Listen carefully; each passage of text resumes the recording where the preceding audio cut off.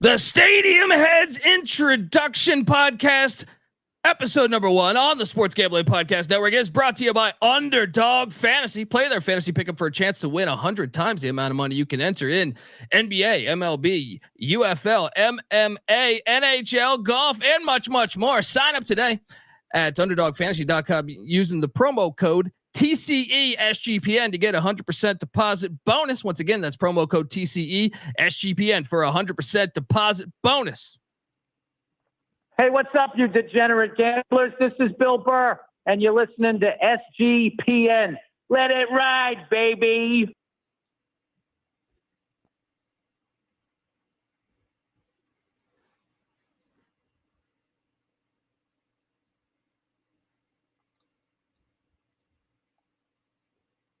Have something new coming out. One thing that can be done in any case is education. More education and more informed people. That's the way it is with everything. The young ones, they ask me advice, and I always tell them, get as much knowledge as you can. Stadium Heads, man. The granddaddy of them all, the famed Rose Bowl, jammed with the color of over 100,000 fans for its 67th renewal. And the weather here today at Notre Dame Stadium, in a word, it is cold, but it is football weather. The temperature 37 degrees, humidity 79%. Forecast cloudy for light rain later on this afternoon. The average person doesn't know what a good stadium is. They might think they know what a good stadium is, but they think just, oh, our seats are nice and it's so comfortable. We have a 10,000-inch screen we can watch the replay on while we're watching the game, and we got a waiter coming over to take our orders, right? And there's 20 million bathrooms close to us. That's not what makes a good stadium. A good stadium is you know, the look of it, the feel of it, the history of it, the soul of it. That's what makes a good stadium. That's what I mean when I say we're stadium heads. We are stadium heads. They get to run around. Now those people, they shouldn't even be there. That doesn't even count. If you can't get out in the elements, you shouldn't even go to the game. That's the worst thing. Those darn boxes up there, dome stadiums and stuff. We don't need that, right? Welcome to sunny El Paso, the 52nd Sun Bowl, and now this ancient facility is one of the great settings in all of college football. Neyland is now in its 87th year. That's what we are, though. We are stadium heads. Ann Arbor, Michigan. They call it, folks, the Big House, Michigan Stadium. We're at the Rock Kid Brewer Stadium, and it's all now time to play football. Welcome to Philadelphia, Pennsylvania, and historic Franklin Field. It is jam-packed, a sellout here at Michie Stadium. The weather right now is great. A postcard-like day, 54 degrees. Stadium heads, man. Everything that's right about college football, the passion, the pageantry is on display today. The other. Well, it's going to be an exciting night, and there's no question you can sense the excitement all over this stadium. Good evening, everybody. Welcome to Danny Ficklin Stadium, Bagwell Fielding, Greenville for East Carolina. Stadium Pirate football, the Pirate. Not a seat to be had, folks. 90,000 on hand. And when you're talking intimidation, you're talking to stomping games. But welcome, everybody. The Shoe in Columbus, Ohio, is rocking today. A record crowd. Good evening, football fans. Welcome to Sam Boyd Stadium in Las Vegas.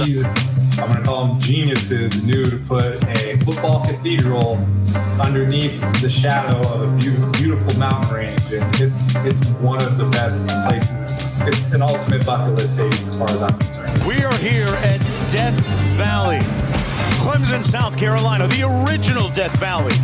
Authentic, genuine, and pure. One of the enduring images in college football, Ralphie 3 leading the Buffaloes into Folsom Field. That's what makes a good stadium. That's what I mean when I say we're stadium heads. We are stadium heads. Boom! Welcome to Stadium Heads. I've been excited to do this podcast for a long time, and as you can tell by that four-minute intro video, which might have broke records on an intro video, I'm delighted to be here, though, to break down stadiums and just talk stadiums. If you're wondering who the hell you're listening to, well, that is fair. My name is Colby Swig Database Dad, a.k.a. Pick Dundee. That's not a pick. This is a pick. He was raised in the land down under, where a man thinks on his feet, speaks with his fists, by his wits. When Dundee happened, he was a superstar. I'm probably drinking too much and celebrating too much and not sleeping. Would have killed a normal man, but no, that's gone. The medical advice I got from that was like being hit by lightning. Pretend it never happened and get on with your life. Yes, folks. I have been waiting behind the scenes. This, I feel like, has been like years in the making here. So excited to be here. Hopefully you're checking this out. YouTube.com/@StadiumHeadsSGPN. Get on over there. Hit that like, hit that subscribe button. Because as you see, I am joined by the real Stadium Head. Like I like stadiums. But this guy's the real Stadium Head, you know? He's been to, I think I even did the math pre-episode, 211, I think, of the 261 Division I college football stadiums throughout the years. You know, especially during the football season, you'll see him one night in El Paso, the next night in, at a UConn game. And then the next night, he's in Palo Alto. All right. He's to me just a guy that he is college football. He is a Stadium Head. Give it up for Michael Barker. How you doing, brother? Oh, man. Thank you. Thank you for that great introduction. It does feel like a long time coming. I called you in December during the NFL playoffs with this idea, and we had to get through March Madness and all these other hurdles, but we're here, and there's a little bit of a gap till the regular season starts. So I think this is a perfect way to engage people with some stadium talk. We're not talking predictions about games. We're not talking NIL, transfer portal. We're talking about the constants of college football, which is the stadiums that we love. Yeah, exactly. And I think that's where this is kind of the intro podcast where people get to learn, you know, if people don't know who I am, I've hosted the College Football Experience podcast and the FCS College Football Experience podcast and been a part of the Sports Gambling podcast. And just for years, 7 years on the College Football Experience. But I've always been a junkie with college football. And, since I was like a 7-year-old, and stand up, I've been doing stand-up comedy for over 20 years, and I've had the opportunity to go to a bunch of towns and go to more football games. I didn't have it pegged as what Michael does here, but a lot of people will say, you know, a lot of people that I know will be like, hey, you've been to a game at Washington Grizzly Stadium in Montana. I'm like, yeah, I have. Oh, you've been to, a world's biggest cocktail party in Florida. Yeah, I have.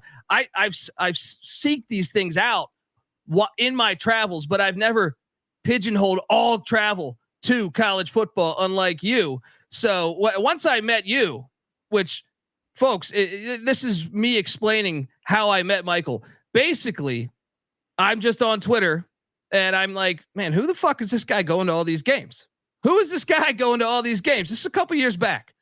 And I said, I just want to have this guy on the show because he's like, you know, at first I was like, man, is this guy a millionaire? Like, what the fuck does he do as a side hustle here? So if you're wondering how this show came to fruition, folks, a couple years ago, I basically just hit up Michael and said, hey, come on my college football podcast. And you know, now we're here with our own podcast, Stadium Head. Subscribe, you know, but Michael, explain to me how you even, you know, got into this essentially. Yeah, so it's interesting. First of all, you talk about having been as many places. You started earlier than me. I'm a little bit of a late bloomer when it comes to college football.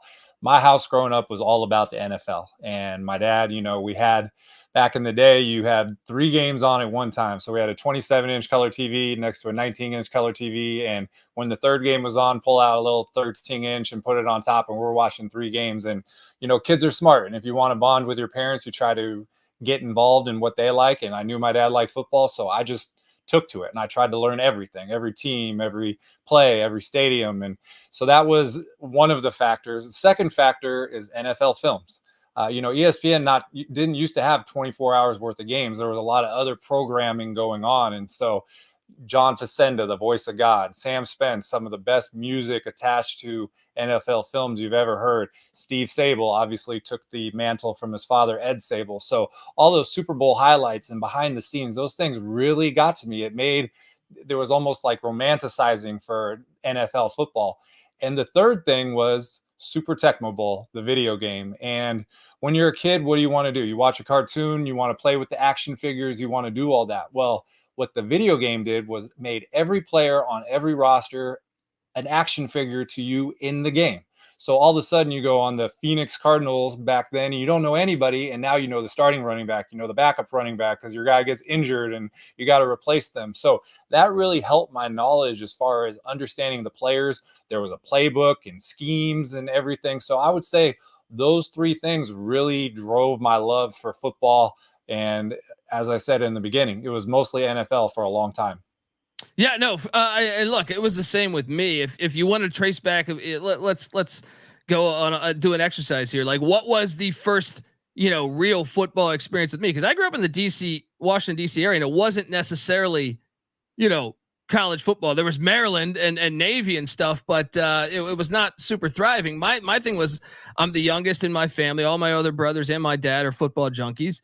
But I first got into the Washington Redskins at RFK Stadium. And that was like one of the to me, like this, I don't think people realize when they were at RFK, when they had the band, when they pre-Dan Snyder, it was a college crowd. I actually have a couple clips. I might even have them on the soundboard here of John Madden explaining that, you don't understand. This is a college crowd here in the NFL that they had there at RFK. And I went a bunch of times then. I also went to Memorial Stadium a few times. So those are a couple classic, football venues as a child. But for me, I really just was a football maniac. Like as a kid, and I guess I credit my brothers, was like, we were watching the OG USFL. I was like a 3-year-old. And I remember watching, the USFL, the NFL, and then the World League when that thing came along, and NFL Europe. Like we were just searching for any type of football. And then, I think it was around 1990 where we just dove into college football. And then all of a sudden it was like, you've been shown, the key to the world, in my opinion. But what stadiums as a kid for you? So you grew up in California. Was there any stadiums that just, was even if they're NFL stadiums that you were just like, holy shit, or your experience besides Tecmo Super Bowl, which by the way, greatest game ever. Was there any? Yeah, well, first of all, we were, like brothers from another mother, because I was doing the same thing in California with the 49ers. And, we talked offline about the 1981 to 1994. The Redskins won 3 Super Bowls and the Niners won 5. I mean, that's 8 out of 14 years. It was really 2. And, you had the Giants win 2. I think the AFC only won 1 in 1983, the Raiders. And against so it was really, it was really a run. And so you were not only were you growing up with, impressionable watching football, but you were witnessing one of the best eras of your franchise's whole entire existence. So I got to do that. Some of the stadiums that they were all NFL stadiums. So I made a list of the top 5. So number 5 was the Houston Astrodome. Back then it was, and that's a Tecmo Bowl thing. You get Warren Moon, and you get those 4 receivers, and you go 90 yards, and it's Curtis Duncan, Haywood, Jeffries, Drew Hill, and Ernest Givens. Did I already say that? There's 4.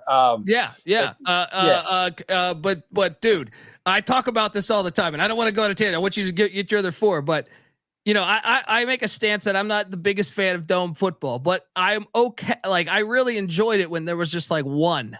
Yes. Or 2. And to me, the Oilers personified a dome team, from the colors to the run and shoot that they were running back then. If there was a dome, someone asked me if you had to go to a dome, I'd be like, give me that Oilers early 90s, late 80s. But anyway, continue your list. But there was something to it. Yeah, the national championship was right next door at NRG Stadium. And about 2 hours before the game, I took a pic of the Astrodome and I said, look, there's still time to run all the equipment over there and play the game in the Astrodome, okay? Asbestos be damned, okay? We don't need to worry about that. But I felt the same way. Number 4 was Cleveland Municipal Stadium, Cleveland Browns. Watched those games, ugly stadium, tarry black roof, right on the lake there. There was a famous play called The Mistake on the Lake. Windy, miserable. But you talk about the Redskins having a college environment and college fans. That dog pound was intimidating. Nobody wanted to play there. And there was some of the biggest games played when I was a kid watching at Cleveland Municipal Stadium. I mean, that place was amazing. That made my list too. That was the one. And to me, it's something about it. Like I'm one of these ones where I like football games on baseball fields because it's so much of part of the history of football. I know some people say, how can you like that? And I go, man, for 150 years, that was football. You know what I mean? So like, you know, that stadium in general, I feel like when you're watching a game there, whether it was, you know, I obviously remember the drive with John Elway or the wild card game against the Jets back in the day.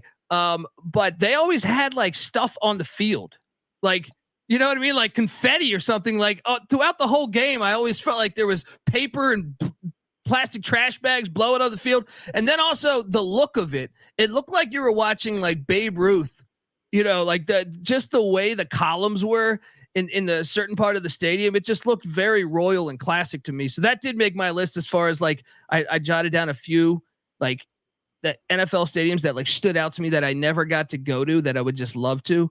That was one. Anyway, continue on. Well, and you forgot the dog bones on the field as well that the Pound would throw. So that was another object that was on the field. Number 3, Soldier Field. It still exists, but it's, you know, a shell of its former self. They dropped a spaceship in the middle of it. You know, it's getting worse when they want to knock it down and put a dome or a, you know, so RIP, the funeral was already a long time ago. Soldier Field, obviously the 85 Bears dominant. Nobody wanted to play there. In the intro, you got a clip from John Madden talking about how amazing it is. And then they bridge the camera over to the suites and he says, that's not football. So Soldier Field, number 3. Number 2, Mile High Stadium in Denver. And I know that they built Empower Stadium or whatever it's called right next to it, but it's not the same. There was something about that place, you know, that tall Bronco wide in the end zone, just the drama. You don't want to go there, not only because of John Elway, because of the environment. And there's been so many classic games. So Mile High, number 2. And then I'm a homer. It's Candlestick Park, number 1. Below sea level, and we hear people talking about the field conditions. We can't play on this. We can't. The place was literally soggy every single game, and so beautiful. It was so beautiful. It was windy, and you know the story about Candlestick Park when they founded it was they made a visit during the day, and it was perfect. And they didn't go back at night, and they spent all the money and they built the stadium. And then the Giants, San Francisco Giants, also played there, and they played a night game. They're like, what's all this wind? Where's all these seagulls coming from? So that was a place they checked one box, but they didn't check 2 boxes. So growing up, all those Joe Montana teams, Steve Young teams, the record at Candlestick was amazing. Even going out, they had some good teams, Navarro Bowman, Patrick Willis. So those are my 5 that I put up on a pedestal growing up. Yeah, no, I think I would, all of those, you know, Lambeau, because the Packers were so bad in the 80s. I feel like that I really started to pay attention in the 90s, but all the other ones you mentioned, the one thing I would throw in the vet also, because I feel like as a Redskin fan, you go to play a Veteran Stadium in Philadelphia, and it was just it was a place you get your ass whooped. You know what I mean? Like it was just not only as a fan, if you go in for the opposing team, but I felt like it was just the hardest place to win. I know like we had a rivalry with the Cowboys at the time, but those stadiums to me, you just mentioned Soldier Field, like they did that remodeling. I think it was like the late 90s that really butchered it. But now they're thinking about going to a dome. And I just, the thought of George Halas to me in a dome just breaks my heart. I just couldn't imagine his thoughts on that. But, you know, I tried to be optimistic about the future of football, and the NFL to me has kind of removed itself. You saw Arrowhead. I love Arrowhead Stadium too. That's one that to me would be a bucket list one. They're planning to do a dome too. Now that one's, I don't think it's finalized yet. I think the Bears one's a wrap, but I think it's going to happen in Kansas City. I saw their proposal in the past 2 weeks. Am I crazy? I know we think alike here, I think, but why would they remove all their soul from the league to replace it with these, you know, they're all the same stadiums. You know what I mean? Like they're all like, I went to the Cardinal Stadium. I went to Ford Field. I've been to both of those. I can't tell the difference. I can't tell the difference in the experience. So like I'm worried about the long term, like the NFL that I grew up on, NFL Films. Like there's something to it, man. There was a soul to it, but that's why to me, if you feel like me or perhaps Michael, that's what college football then lends to you. They have that for the most part. They haven't ruined that yet. But do you think I'm onto something there? Yeah, so behind the scenes here, this is kind of where our conversation is going on our outline is, what made you disillusioned with the NFL? And it's all the things that you're talking about. When you're growing up and you see it a certain way, Super Bowl 21, Giants, Broncos, Rose Bowl, 100,000 people, perfect outdoors. You know how it is in Pasadena with the San Gabriel Mountains. It starts in the sun, then it goes to dusk, and it's perfect. And I just can't imagine anybody watching that game and go, you know what would be better? A smaller crowd inside a dome in Los Angeles. So you're right. And I think what happens is a couple things. Number one is the commercialization of something. Two, the prize of a Super Bowl is so big that people will, they're talking about Chicago Bears literally building a stadium to get a Super Bowl. You mentioned Arrowhead. It is not finalized. And what I've read is that this is almost a shell game, because there was a referendum that didn't pass where the Chiefs were looking for money to upgrade Arrowhead, and it didn't work out. And so now the threat becomes, all right, we're going to move to the suburbs all by itself, and we're going to give you a dome. So part of the reason that I moved towards being a college football fan was because living in California, the Chargers went to LA. We got the Niners went from Golden Gate Park in San Francisco to the outskirts of San Francisco on the peninsula, and now they're in Santa Clara. The Warriors moved across the bay. The A's are about to go to Vegas. We lost the Raiders. They're in LA. So I always say you're never going to hear Alabama say, hey, if you don't improve Bryant-Denny Stadium, we're going to move the University of Mobile. Like, that's not going to happen. So all those things coming through, they really steered me towards looking for an alternative. And in college football, that alternative had all the things that I was looking for: history, culture, 100-year-old stadiums, skin in the game. When you have an NFL franchise, I bring up In-N-Out Burger because we're in California. Why do I care about the In-N-Out Burger in Orange County selling more burgers than San Bernardino? Well, that's what you got to think about when you do in the NFL. But in college, you have skin in the game. You graduated from there. You have a child that goes there. You're an employee. You're a donor, all those things. So when you go to a game, you're surrounded by people who actually care and actually are invested. And then I like football. I don't care. I like team A versus team B. And a lot of times in the NFL now, they market it based on individual matchups. Now, it was cool back in the day when people changed teams every 7 years or 10 years, but you can't have a grudge match every year when people are trading. So when you watch college football, even if you're into it, you don't know a lot of the players. And so you watch the game and the ball rolls out and they kick it off, and all of a sudden you're like, hey, that running back's pretty good, or that wide receiver, and you just get into it. So all the things, the issues with the NFL, and then just the obvious superiority of college football, those all played a factor in me switching 180 degrees. But you always had the education, like you knew Bryant-Denny Stadium, had been existing for so long or wherever. And then you just decided, like, what was that turning, like how recently was that? And then when did you gain that knowledge? So I didn't have that knowledge, and I don't want to, be on here and pretend like, hey, I knew all this. I didn't. Sometimes when you come up to, I don't want to over dramatic, make it more dramatic. You come to a crossroads and you're looking for something new. And I took a tour. I just took a trip to the Stanley Hotel in Colorado. It's a haunted hotel. Supposedly it's where Stephen King got the inspiration to write the book, The Shining. And it's in Lake Estes, Colorado. It's very cool. On the way there was Colorado and Boulder and Fort Collins. And I made stops on campus. And I really enjoyed going around the campus, going to Folsom Field in Colorado. My dad played college football. One of the best games he said he ever played was at Hughes Stadium at Colorado State, 19 tackles and an interception. He played for University of Pacific and Stockton. And so I had planned to go to that stadium, but when I got on campus, they were building Canvas Stadium, one of the best G5 stadiums out there. And all of a sudden I'm walking and I can see, I think it was like a Sunday, so there's nobody there. I can see into a brand new stadium. And so those experiences, they really got to me. And so I had a 2-day stay at the Stanley Hotel, and I cut it short. And instead I went north to Laramie, and I went to War Memorial Stadium, and I checked out that place, 7,220 foot elevation, the highest in college football. Just a cool, isolated place where you do not want to go play if you're an opponent. And then on the way out, I drove down to Colorado Springs. You got to get the government ID check to get onto the facility to go check out Falcon Field down there in Colorado Springs. And I enjoyed that. And when I got home, I had college football on the brain and just started doing little trips. I went to Arizona and went to the 2 schools, Oregon, 2 schools.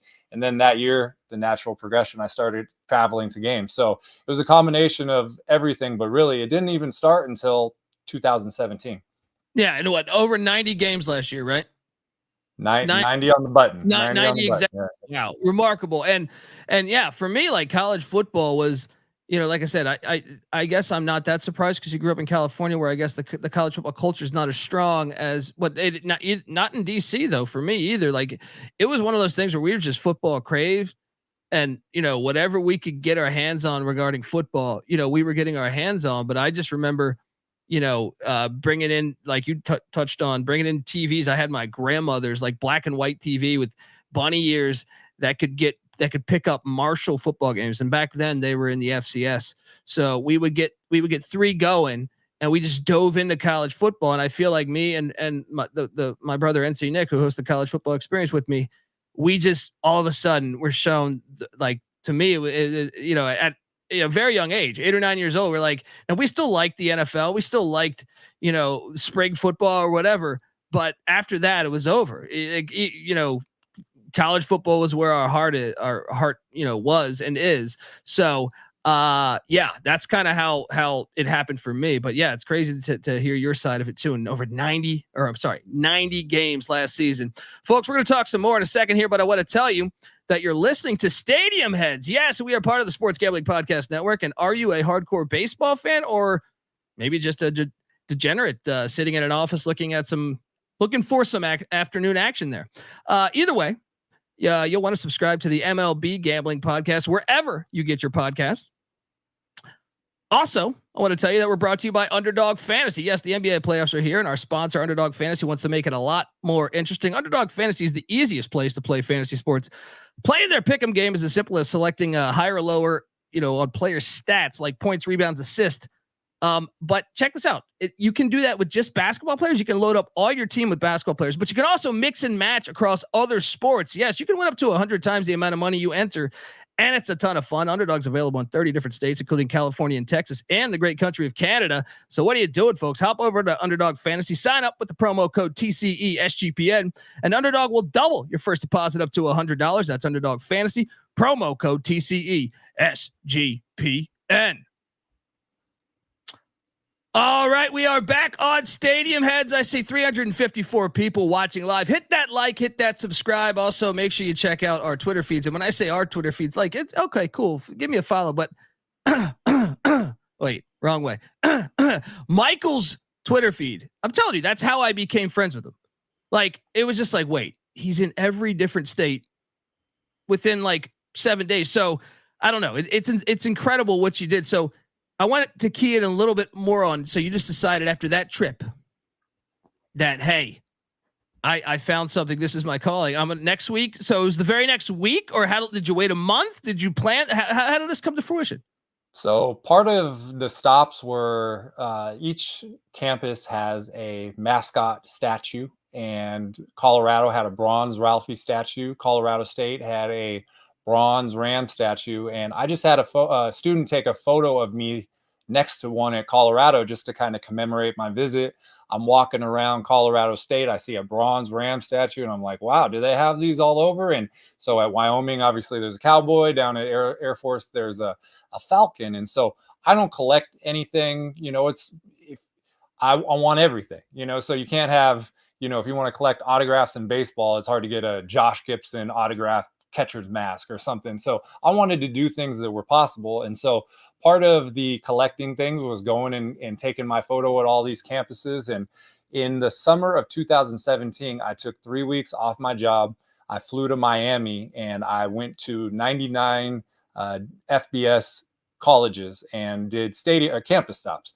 And I drove from Miami all the way up to Maine. I went to a concert in Maine, and then I went east to Minnesota, dropped down all the way to Texas, and ended up back in Miami. And I did stadium visits. I did statue photos. In between, you're getting to see a lot of just what America has to offer, Niagara Falls and Civil War battlegrounds and Mall of America. And so it was just, I call football travel the vessel. it gets to take you to all these places. And so that inspired me to start going to games. And when you're in the first year, every game is a new one. So the first one was a week 0 at San Jose State. It was USF there, and it's only about 35-minute drive from my house in Northern California. So I went there and knocked out some of the West Coast schools and went to UNLV, Sam Boyd Stadium, before they went to Allegiant Stadium. And then I did have a big trip that in the fall, and I went to LSU, Alabama. On the same day, I saw Rice play at UAB at Legion Field. Also saw a weeknight game that was Idaho at Troy when Idaho was still in the Sun Belt. So that first year was 13 games. It wasn't a thing. It wasn't a thing. And I went to a San Diego State game, and they were playing Boise State. And a woman that I was talking with at the game, she was an executive from Disney, and she said, you should really put yourself on Twitter. And I said, oh, what's that? And so the next week I joined Twitter, and I remember the game I was going to was Nevada versus Air Force in Reno. And I tagged both. I think it was my first tweet. I tagged both programs, and I said, I am coming. And I got no response. And I'm like, what the hell is this? Why aren't they responding to my? I had no idea how it worked. And then, I figured it out, started going to games, and 2017, 13, 2018, 30, 2019, 50, still did 42 in the COVID year. 2021, it was 29 games in the spring FCS season. And then I did 52 in the fall. So that was 81 in the calendar year. 2022 did 77 or 75. And then last year we did 90, and we upped it and beat the record. So that's kind of the background, just making a trip, expanding my mind, doing a couple campus stops. This is the 8th year, and almost 40,000 followers on Twitter, and I'm very grateful. And I love sharing my experiences with people. I would not be doing this anymore if it wasn't for social media. So everybody, their reciprocation and getting to meet people at games, it really means a lot. Unbelievable. Think about those numbers he just said. I think Lou Holtz got something to say about that. Well, I don't get But no, that's what I wanted to do this podcast. And I know this is like the intro podcast. So you're probably wondering, maybe if you're out there, what the hell am I listening to here? Well, Michael's telling his story on how he got into it. I'm telling you my story of how I got into college football. But this is something we're going to do once a week. And when the season starts, obviously Michael's travels are insane. He's travels more than fucking Mick Jagger. So, you're going to get updates. We're going to talk about all those experiences. But in the meantime, what's great about this is you have college football provides this thing of all these great stadiums, and maybe you're not educated on them. Like I wasn't educated on, I feel like me talking to Michael, who's been to all of them.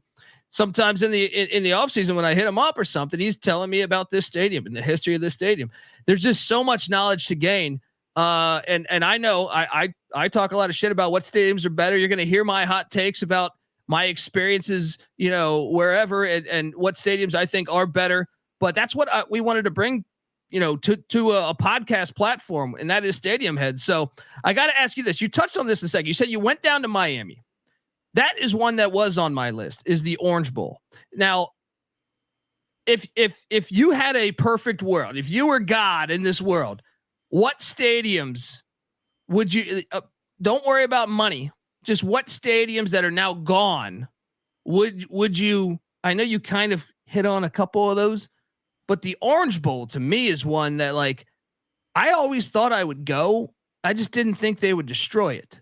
But anyway, is there any others besides your list that, like, you would sit there and say, fuck, I would pay money to have that thing there, or to go visit a game there this weekend, but it's no longer around? Yeah, so I have 3, and they're all college football. The pro ones that are gone, that goes without saying, but I feel like I've evolved since then. I went to Candlestick at the end, and there's things that you got to do. I went to the last game at Jack Murphy / Qualcomm. It was the 2019 Holiday Bowl, and I walked out of there, and I always blow a kiss on the way out, and I had no idea. And it was the last game, and it was knocked down. So those things happen. But the 3 in college football, let's just start with the Orange Bowl, because, well, first of all, what my criteria is it replaceable? Okay. And there are places right now that are in stadium purgatory, because what they decided to do was knock something down without a backup plan. And most of the time this happens in a major city where real estate is either very expensive or limited or at a premium. And you don't want to be too dramatic, but if you knock it down and put something else without a backup plan, there's going to be repercussions. And the Orange Bowl is a prime example. Anybody in the late 80s, early 90s watching Miami Hurricanes, Florida State, wide right 1, 2, and 3, those were the best games of the year. And Miami had national championships and mystique, and they, teams would go play them in the Orange Bowl, and it would be a home game there. And even if the team was, Nebraska was undefeated, they couldn't overcome that in a lot of situations. So the contrast of knocking it down, and I will say this too, a lot of times I'll tweet out photos and ask people opinions on stadiums, and one of their responses will be, that place is a dump, or that place was a dump. Well, you have choices, okay? One of them is rehab it. Their Northwestern is a perfect example. Right now, they're knocked down Ryan Field, a 96-year-old stadium, and they have an $800 million privately financed new stadium, and people are like, good, that place was a dump. Imagine taking half of that money, $400 million, and dumping it into Ryan Field. You know what that place would look like? And it's not like they're expanding capacity to 70,000. It's going to be almost virtually the same it is right now. So going back to the Orange Bowl, it's the original sin. The environment that they have in Hard Rock, it's driving to Miami, the traffic to get down there for students is impossible. There have been moments. They had a game against Notre Dame a few years ago where the turnover chain was rocking and they had it going. But other than that, it's been hard to get a turnout there. So Orange Bowl for me would be right on that list. Another one would be a very similar situation is Pitt Stadium. Pitt put up a basketball arena there, and they've been playing at Heinz Field for a long time. And every time I put up give me your historical bucket list stadium you wish still existed, that one's always there because Heinz Field, a Creasier Stadium, whatever it is, they can't duplicate that walk up, the cardiac hill to get there. And then the last one, you can still intervene, and that's Aloha Stadium in Hawaii. And that, I don't think any place has suffered more than the University of Hawaii because of the issues with Aloha Stadium, 47-year-old stadium, deferred maintenance. I think in 2014, there was somewhere around an $18 million repair bill. They didn't do it. 2019, they went 10-5. They won their side of the Mountain West and played in the conference championship. They ended up beating BYU in the Aloha Bowl, and the next year was COVID, and they condemned the stadium. And 2020 condemned the stadium. Here we are sitting at 2024, and they don't even have a developer for the new stadium. They're playing on campus in a place that started out as a track stadium with 4,000 seats. Then it went to 9,000. Now it's at 17,000. They lost the Pro Bowl. They used to have high school championships there at Aloha Stadium. And Oregon had a home and home with them, and they canceled it because they don't want to go play on campus. So the reason I say they could still, quote unquote, intervene, the stadium's still there. It exists. Now, are they going to do something to it? Probably not, because it's too far gone. You can't let something close to the ocean sit for 4 years. But that being said, they are a G5 program in the most isolated location in the world. They had their stadium condemned in 2020, and best case scenario is they're going to have a new stadium in 2028. Alabama, LSU could not sustain a program in that situation, let alone the most isolated G5 school in the world. So those are my three. Yeah, no, and you had that's a great point with Hawaii, but you had two of my three. I had the Orange Bowl. To me, that's one where I still can't believe it. It's not there anymore. It's just been the host of not only college football games, Super Bowl III was there with Broadway Joe and everything. I had Pitt Stadium as well. I did not think about Hawaii, and I should have had Hawaii on there, but I had Archbold Stadium, Syracuse's former stadium, where they were, the only time they've ever won a national championship was there, but they also had a much better winning record throughout those years at Archbold Stadium since, they left, I think, in 80. I think the Carrier Dome opened in 80. Yep. And since then, they've only won like 51% of their games. Before they were winning 58, 59% of their games. That one kills me because I just thought that stadium looked so cool. It looked, really regal. And then I thought they have, a huge home field advantage being that far north, and they butchered that for a dome. I understand the fan thing, but back to what you just said, about people saying that's a dump. I was talking about the Cotton Bowl this offseason, and someone said that's a dump. Now I'm glad to see that they're going to be, I just saw they announced that they're going to, invest some money in getting the Cotton Bowl figured out. But to me, if you're looking, what type of fan are you? Because like, to me, if you're looking for like a comfortable seat, yes, the Cotton Bowl is not for you, but to go watch a game in an awesome environment where it just feels eerie and you can feel the history of the game. That's why I like the Cotton Bowl. When I go watch a football game, I don't want to be sitting in some super luxury seats where I'm comfortable. And that's not the way I got kicked out of the Rose Bowl last time I went to the Rose Bowl because I was cheering too hard. All right. And I didn't even have a dog in the race. I'd put money on UCLA to beat LSU, but I'm saying I want to be a part of the experience, part of the crowd. All right. So, to me, if you're saying that's a dump, I need to know the reasons why you're going to say it's a dump. Because if you're telling me the seats aren't good because the seats are 200 years old or 120 years old, then we're seeing different worlds, man. We're seeing different worlds. So anyway, no, but those are my three on the list. Archbold Stadium. Do you have a feeling on Archbold Stadium? Oh, I wrote an article about it a few years ago about historical bucket list stadiums. Imagine playing outdoors in Syracuse.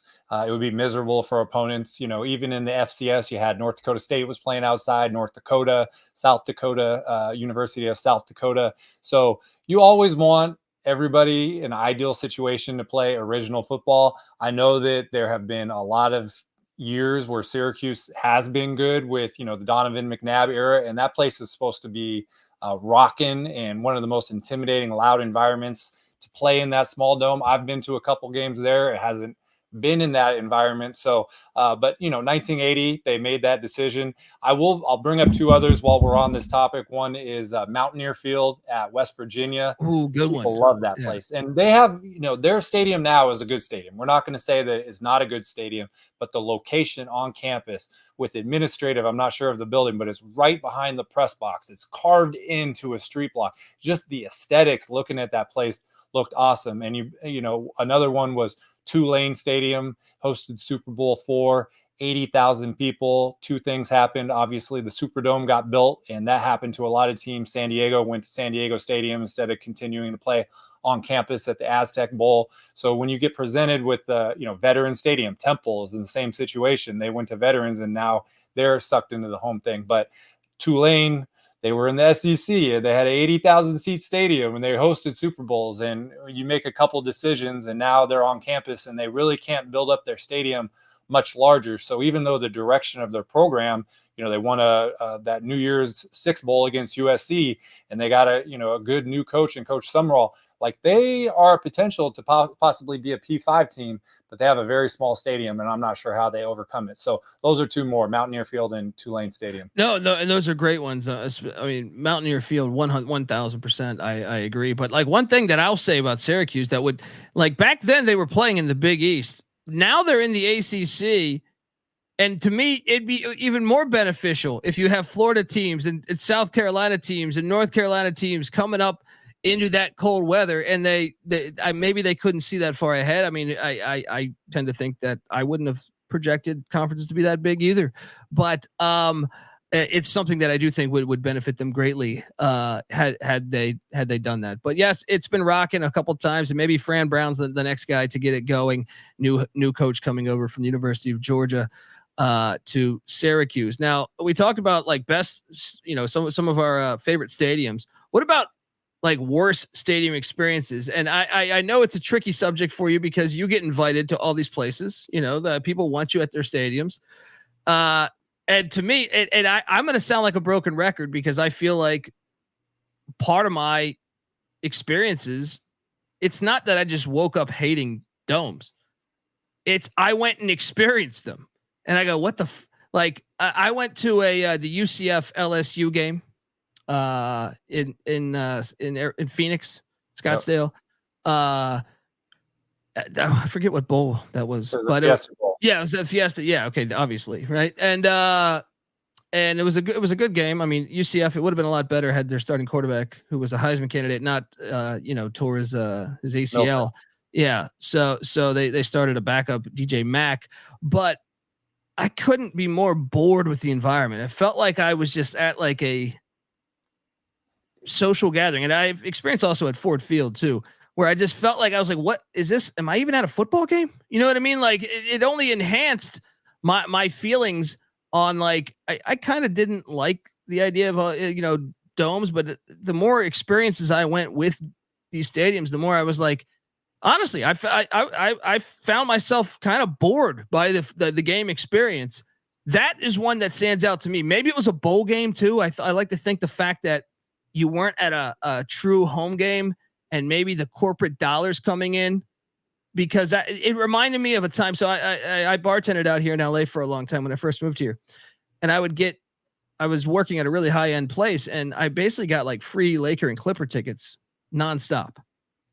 But I would get like these sweet tickets, and you would think like, oh, that's fantastic. Sure, if you want to get a few cocktails in you, but I couldn't believe it was like no one was there for the game. It was just like a corporate happy hour. And that's what I felt when I went to that bowl game. I was just like, man, this game kind of sucks. So that was a horrible experience for me. Do you have any that you feel like, look, I don't want to burn bridges. I want you to be invited back to colleges, but is there certain games that comes to mind? Maybe it was as a kid, you went to an NFL stadium. I don't know. Is there one though? Yeah, so there's a couple things I can say off of what you're saying. So first of all, an unfortunate part of college football is that most of the postseason is not played on campus college football games. And the reason that I was able to jump up from, low to mid 70s to 90 games last year is I went to every bowl game possible. I went to Raymond James Stadium. There was a Miami FC soccer stadium, FCS or D2 bowl game I went to every single one, and that will get you there. And a lot of those, they felt like chores. They felt like work because of the environment that you're talking about. Second thing that I say, and I say this in a joking way, but I call the press box jail. And the reason is because if you're a football fan, yes, you talked about stopping in the suites and getting something to eat and getting something to drink. You're not allowed to cheer. There's a giant pane glass window between the action and you. It just doesn't feel the same. So I appreciate the credentials. Most of the time I'll email someone and I'll say, I just want to be able to maneuver through the stadium. So whatever that credential looks like, that's what I want. And sometimes, they'll give you that. Sometimes they'll still give you a spot up in the press box if you want to come and check in at halftime, which is great. But if you're wanting to experience a game authentically, firsthand, immerse yourself in the crowd, the suites and the press box just don't provide the same experience. And so to answer your question, I don't want to call it a cop-out answer, but it fits the narrative here, which was the 2023 national championship game, TCU Georgia at SoFi Stadium. And it rained like hell in LA that day. And, they had this whole outdoor village plan. First of all, they weren't letting you tailgate next to the stadium. And now I don't know if they let you do that with the Rams and the Chargers, but I know specifically you weren't allowed to. There's a lake outside SoFi, a little man-made lake. They found a body in that lake too recently. Did they? Anyway, continue. I'm sorry. It might have been TCU after the game, But that national championship and I went to the Fiesta Bowl where TCU beat Michigan. So I knew how excited TCU fans were coming to that game. I think it was $1,000 to get in there, and Georgia obviously throttled them in the game. But what was so miserable at that place is SoFi Stadium is not a dome. It is a canopy is what I would call it. So the roof covers about 90% of the stadium. The other 10% is exposed. And within that other 10%, you have staircases and escalators and all these places that if they get wet and slippery, you're going to have a tough time navigating through the stadium. And I took photos of, wet caution signs. There were people slipping and falling. And also, it was almost like Charlie Brown, the cartoon, where the cloud goes over one specific person. It rained sideways into the dome, but only on the TCU people. And so TCU fans traveled from Fort Worth. They see their team playing in the national championship for, decades, never happened. And they paid $1,000 and they are in ponchos getting rained on, losing, 63-7 or whatever the score was. So it wouldn't have been a pleasurable experience being outdoors anywhere, but just being in a place, because obviously the Rose Bowl is down the way, which has held plenty of national championships and big football games, but just the contrast of this $6 billion stadium that got the Chargers to leave San Diego to come be co-tenants with the Rams, who left St. Louis. This place, in my opinion, is marketed as supposed to be the solution to everything. And it was the most miserable experience that I've ever had at a football game. And it's the national championship. So there's a lot of people who say college football is a regular season sport. They're taking on this 12-team playoff. They're trying to change certain things. But that is an Achilles heel of college football, where we spend all our time 3-4 months playing on campus at these historic, awesome venues. And then we wind down the season in, random NFL dome canopy stadium that just doesn't feed the soul of a college football fan. Amen. Look, I wish, and that's the 12-team playoff. The first, the bye for the first 4 teams. We're going to get some campus games, thank God. But I still think sometimes, even if you're going to do it on neutral sites, do it on neutral. And I know that the corporate dollar is coming in, and that's why they're played at these ridiculous stadiums. But how great would it be if we just moved it around between classic stadiums, between whatever the Sun Bowl, the Rose Bowl, just bounce it all around the country. You can do it. There's enough great stadiums out there. But yeah, I've been to SoFi. I didn't go for a football game, but not the biggest fan either. And any place like SoFi or the place in Vegas where you have like DJs and stuff and waiters, I'm out. On like a football game, I'm out. If you want to go see AC/DC, maybe it's all right. But anyway, let's talk about a little bit about your schedule, because one of the things I find about your schedule is especially throughout the season, it's remarkable, man. It's like AC/DC's. Like, I could put yours next to AC/DC's, and I actually think yours would be better. But I know you just went to a spring game, because I think you tweeted out something regarding what you were at San Jose State, correct? Yeah, so this spring I went to Indiana University spring game, and that was on a Thursday. And then I went to Wrigley Field on a Friday, and then I went to the Notre Dame spring game the next day. And then 2 weeks later, San Jose State. I've been to their spring game a couple of years in a row, 35 miles away, and they've done a lot of changes. So spring game last weekend, yesterday was the last one, so they're all wrapped up. Now it's full focus towards the fall schedule. Yeah, and I feel like moving forward, you're gonna have to like really dive into, if you want to go to spring games, because Lane Kiffin's at Ole Miss, they played tug of war. This is the new thing. You don't want to showcase your players because they get stolen in the portal. So you do anything but play football. So it's gonna too, right? Yeah, it's gonna be tricky. And look, if I was like ECU's head coach, I'd be like, hey, spring game will not be televised. Or, I wouldn't even risk it just with the camera phones. You know what I mean? I wouldn't even risk it. I'd be like, no, we're not doing anything. That's a good point. But look, I know the season's, sneaking up on us. This is May. It's magazine month, even though I know I've talked, we've had Phil Steele on our show a bunch of times, and I've talked to some of the people doing magazines, and it's been quite the challenge with the ruling in West Virginia back in December about now multiple transfers. Doesn't matter. You can transfer. So I did talk to one of the editors of Phil Steele's magazine, and he was telling me, he's like, the problem is we don't have rosters. He was like, normally we have rosters, but anyway, look, the point is the season's coming. The magazines are coming. We're getting Phil back on the show soon, but we're like 3-4 months away from the season kicking off. I'm going to show some people what your week 1 is looking like, because this is what I just find amazing right here. And I know that we have a couple TBDs, but let me see if I can figure this thing out right here. First I want to drop this right here, and let's go straight into this right here. Wait, I'm sorry. That's the wrong one. This one right here. Look at this right here. This is what he's doing. So week 0, Michael is going to be in Reno, Nevada at McKay Stadium, 58-year-old stadium. I put the years there.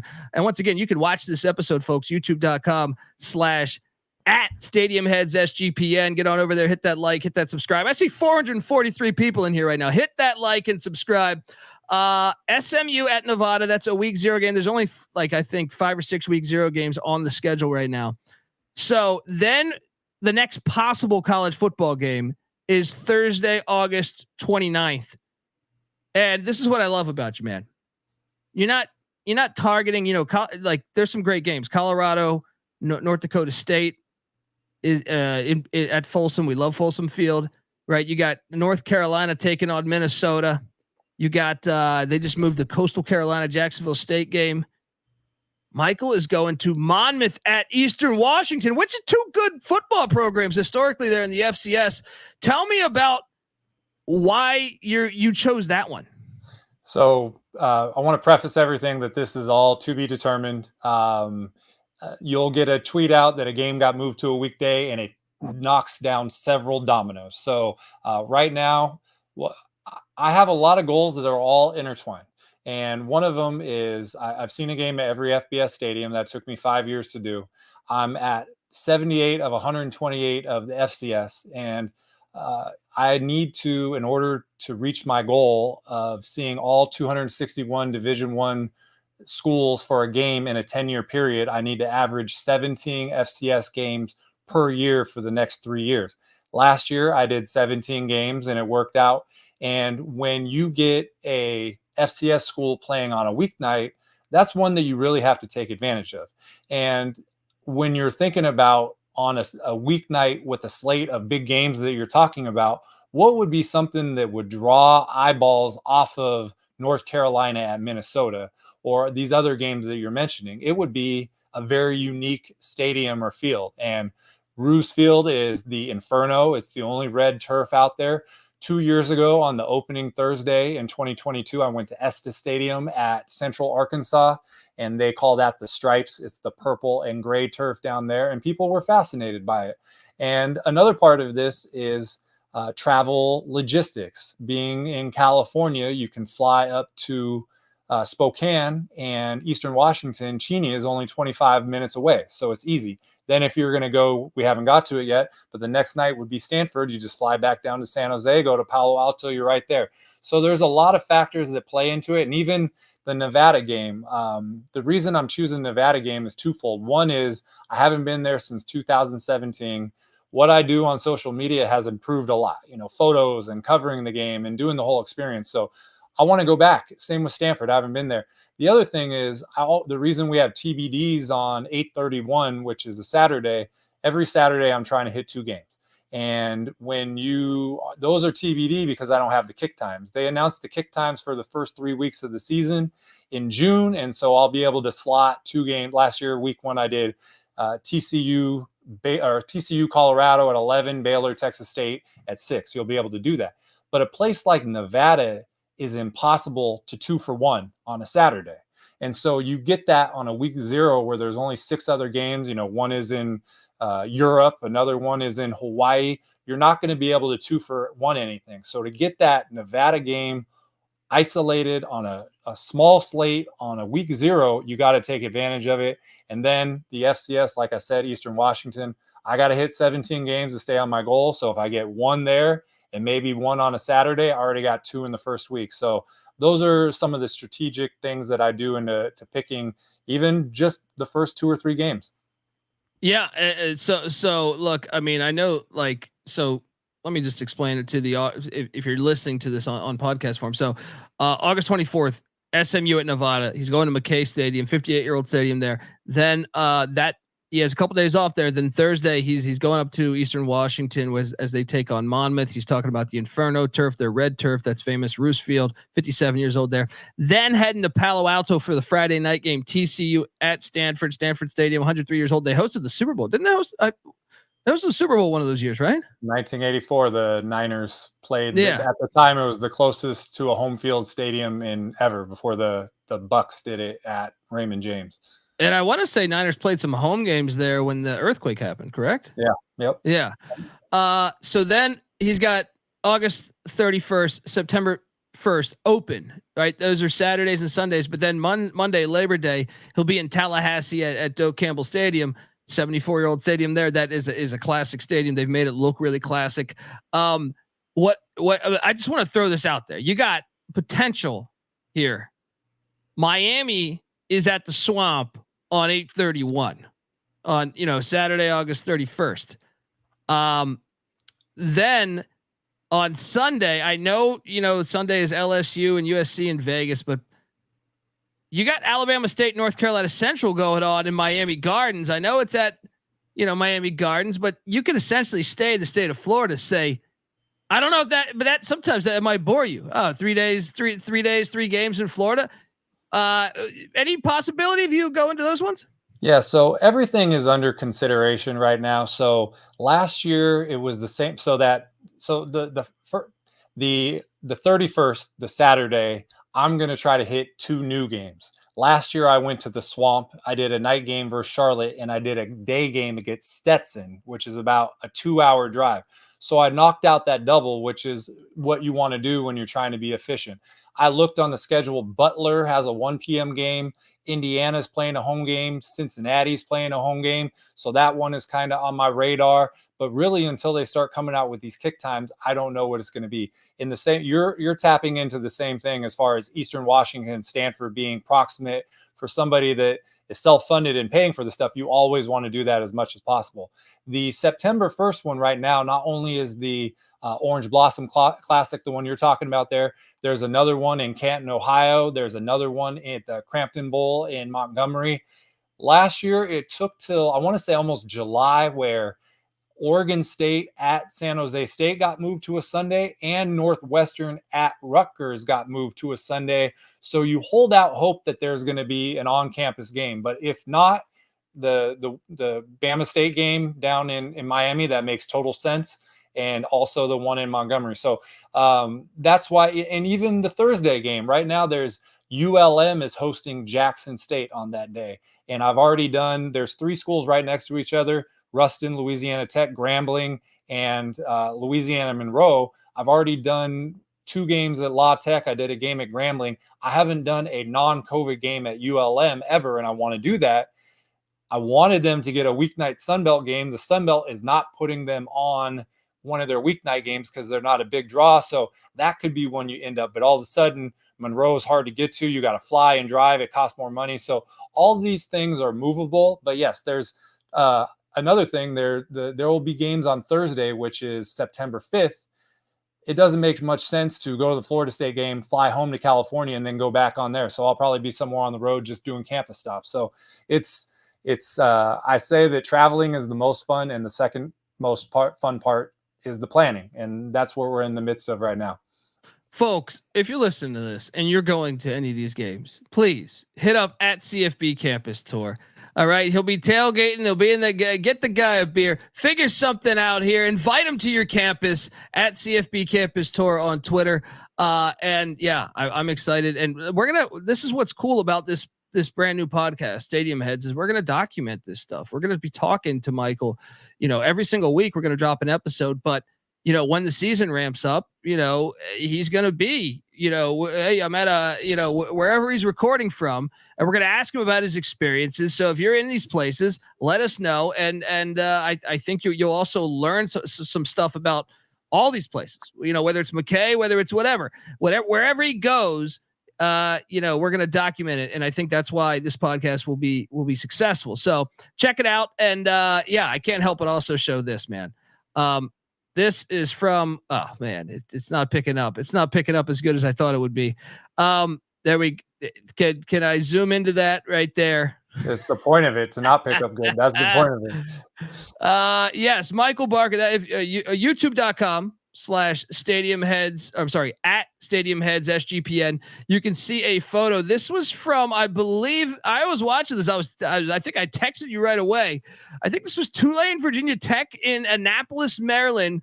And Michael is at a game with, you can somewhat see him, but am I correct on the stadium, by the way? Yeah, it was the Military Bowl, Tulane versus Virginia Tech, correct. At Navy Stadium, yes. Unbelievable. And that's what I love about it. It's like the Madden quote, man. You're there, you're outside. You're feeling the effects of the game essentially. So look, I want to just talk about some other games that we have marked for this upcoming season before we get out of here, because can I give you a backstory on that photo real quick? Sure. So they told me to stand there, and they said they would put me on after halftime. Rini Angolia, Jay Alter, ESPN announcers, I talked to them at a couple games, and they said, if we have filler time, we'll put you on. And so I went up and visited with them at halftime, and they said, stand in front of the press box. The camera across the way has got you, and we'll put you on at the beginning of the third quarter. And I stood there. Two things happened. Number one, it started raining like crazy. Two, I didn't want to look at my phone because I didn't want to be on ESPN and all of a sudden, you know how you see people at a game, here's the celebrity Kevin Hart at a game, and they're in their phone. I didn't want to do that. So I was standing there as stoic as possible. They didn't put me on until about 5 minutes into the fourth quarter. So I was there for probably about 40, 45 minutes. And I had a flight that night from Baltimore to Boston because I was going to the Fenway Bowl the next day. It started at 11 a.m.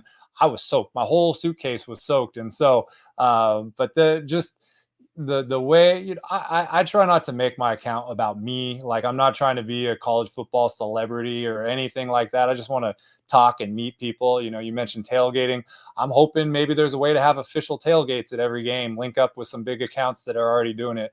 But this kind of just, I changed my profile after a year and a half. The photo that I had was our last tailgate at Aloha Stadium. So that photo meant a lot to me, but I just felt like not only was it appropriate for being anonymous like I like to be, but how many people could have a graphic that say that they attended 84 college football games? It's like documented on ESPN. So dude, it's even better that it's in the monsoon though. That it worked out. It worked out, man. Perfect. My phone was, I knew that I had been on camera because my phone was erupting in my pocket. That's what I knew. That's fantastic, folks. Yeah, like if you're going to a game, if you're doing, I know, shout out to Weehawk, who always tells me, hey, come to Western Carolina. It doesn't matter where you're at, too. I mean, there's over 800 schools playing football, folks. So we have a lot to conquer with stadium heads here. But yeah, if you're going to some games, if you host a tailgate, extend Michael an invite, all right, or myself. I might even join you. I have a newborn, but I'm gonna try my best to join you.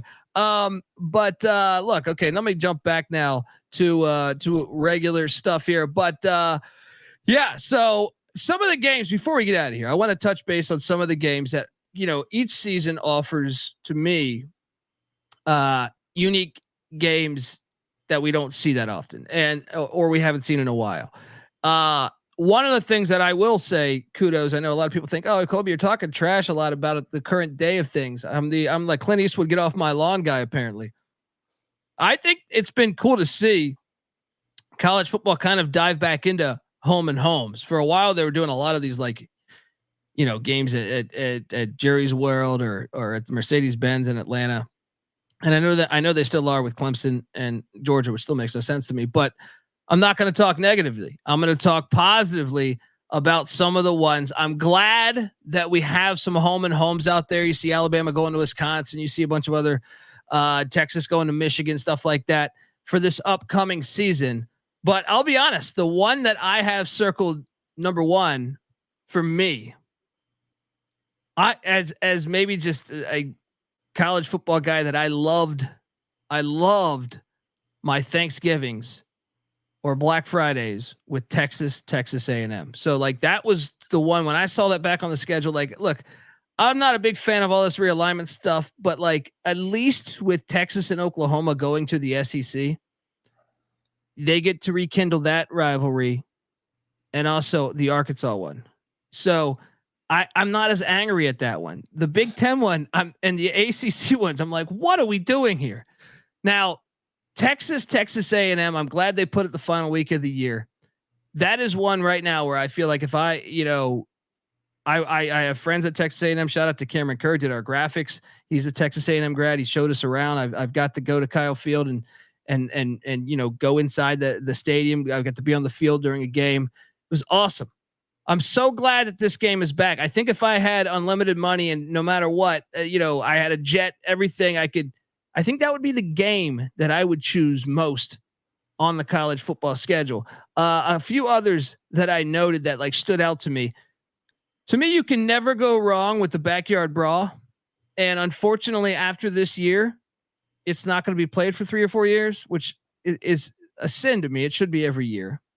So I put that on the list. I know it's at a pro stadium there at Heinz Field, which like I want Pitt Stadium back. It's Pitt Stadium's in the intro to this very show. And then I keyed in on some other ones like I how about the University of Florida playing Miami in the Swamp and UCF? I think both of those would be great considering the animosity between fan bases. So those are a couple that I circled. Did you have any that really caught your eye that you're going to try to maybe go to, or just in general, you're just glad it's on the schedule? Well, a couple things. I believe that the Backyard Brawl is at West Virginia this year because it was at Pitt last year. So I believe that it is there. So that would step it up as far as wanting to go there. I agree with you with the Texas A&M game. They hate each other, and you're going to have to actually know somebody to get to that game because the ticket prices are going to be insane. Last year, I really wanted to go to Ohio State at Northwestern, or not at Notre Dame. And the cheapest ticket was like $600. And so I didn't go. I ended up going to Charlotte at Florida in the Swamp. It was like $21. And I still got to see the Swamp and Tom Petty and the whole thing, but I want to go back. So sometimes a game is going to be so cost prohibitive, you can't be there. But the fact that they haven't been able to play and you have so much, I mean, you feel it on Twitter, Kyle Umlang, shout out to him with the 101 Aggie facts, just every Thursday spitting them out. So that one is huge. Another one was Ohio State or Oregon. That should be a great game. I know that during COVID, Oregon, or they were supposed to play, and also Washington was supposed to host Michigan. Those games got wiped out. And even in the first week of the season, I think Notre Dame at Texas A&M is a crazy game on the schedule. Week 1, hopes eternal. Kyle Field opening night is going to be insane. And to have Notre Dame, who travels very well, is a great opponent. And then ones that jump out at me for scheduling purposes, there's a strategy behind it. Anytime, as far, we talked earlier about FCS playing on a weeknight. Anytime you get a P5 playing on a weeknight, you got to take advantage of that. So Kansas State has a game September 13th against Kansas State. Utah is playing at Arizona State on October 11th. There's Houston at Arizona November 15th. And that's what I'm watching for. I know that Mizzou and Arkansas usually plays on Black Friday. I haven't been to Columbia in a while. That's hard to 2 for 1. Right now, it's still a Saturday. I'm expecting that to get moved to a Friday. So there's a bunch of them. And, the cool thing about college football is we know we have them pegged. And then 6 weeks into the season, all of a sudden, an unexpected 5-0 matchup is there. And that's where we want to go. And look, I can't harp this enough. Like, and even more so, if TV execs are going to have Rutgers and UCLA in the same conference, which basically means TV execs are calling all the shots. Well, if you're going to do this, I say you sprinkle us, like we said, over 800 college football programs. I know you're talking D2, D3, NAIA, stuff like that, but we know there's 260 some, 261, I think, right? D1. Spread those things out. Okay, you got the NFL Monday Night Football. Okay, that gives you a lot of other days to give us multiple college football games. And if I don't think attendance is a real thing these days. Like, yes, attendance always, like, it's more money, but with TV, the contracts are so big now, they don't care about attendance. You know what I mean? It's like Miami's hosting Virginia Tech on a Friday night. I don't think that's a smart scheduling idea for the University of Miami. They're clearly not caring about attendance, in my opinion, by putting it on a Friday night. They just are simply listening to the TV execs. So if you're going to do that, then I think you should have games, 2 or 3 games, Tuesday, Wednesday, Thursday, Friday, Saturday, load it up. I mean, obviously Saturday's got 1,000, but I don't know. But yeah, Notre Dame heading to College Station is another one that I think is awesome. Not only that, you have Mike Elko, who left Notre Dame as a defensive coordinator to be the defensive coordinator at Texas A&M. And also you have him taking on his former quarterback, Riley Leonard. So it's a lot of, and next year they go to South Bend too. So it's fantastic. Home and home. That is college football, folks. And this is Stadium Heads. This is our first podcast. Obviously, to me, it's going to become a little more, it's going to get smoother. It's going to get smoother as we go along because obviously, the season starts up in a couple months, but we're going to preview and talk about all of Michael's travels. We're also going to talk about his history of the stadiums, what makes people a stadium head, because, I think I've already kind of keyed in on that. All right. When I was talking about the Cotton Bowl earlier, But folks, everyone get out there and give us a follow. Like I said, I see 492 people watching this.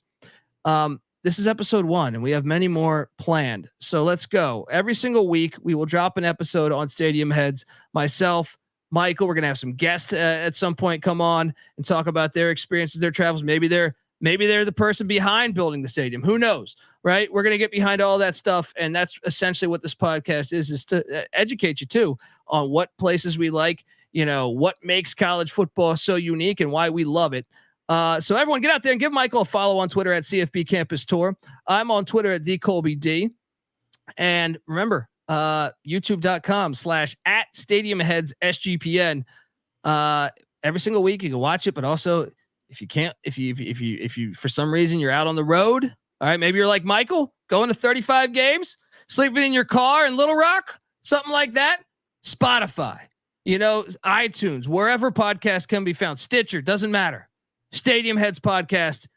Excited to do this first episode with you, Michael, and looking forward to the future, folks. Until next time, this is the Stadium Heads podcast. You better start thinking about yours, and we out of here. Have something new coming. Okay, ladies and gentlemen, in any case, education is more informed. That's the way it is in everything. The young man asked me advice, and I always tell them, get as much knowledge as soon as you can. Stadium Heads, man. The granddaddy of them all, the famed Rose Bowl, jammed with the color of over 100,000 fans for its 67th renewal. And the weather here today at Notre Dame Stadium, in a word, it is cold, but it is football weather. The temperature 37 degrees, humidity 79%. Forecast